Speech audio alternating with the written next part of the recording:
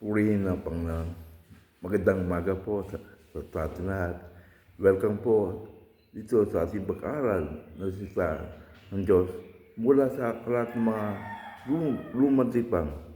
Nandito tayo ngayon sa huling aklat ng lumang tipan, ang aklat ng Malakay.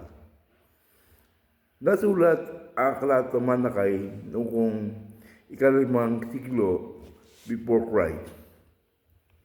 Matapos may tayo muli ang templo sa Jerusalem, ang pangunahing layunin ng propeta ay manawagan sa mga pare at sa bayan upang muling paglabing ang kanilang katapatan sa kanilang pakipagtipan sa Diyos.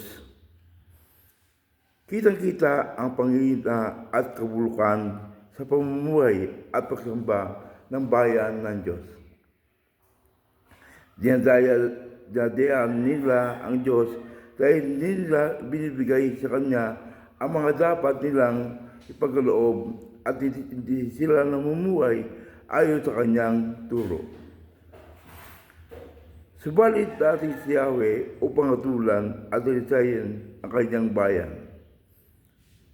Paunahin niya ang Kanyang sugo upang ihanda ang daan at upang ipahayag ang Kanyang tipan. Ang mga kasalanan ng Israel, ang paghatol at ang kahabagan ng Diyos. Ang aklat na ito ay naglalaman ng pahayag ni Yahweh tungkol sa Israel sa pamamagitan ni Propeta Malakay.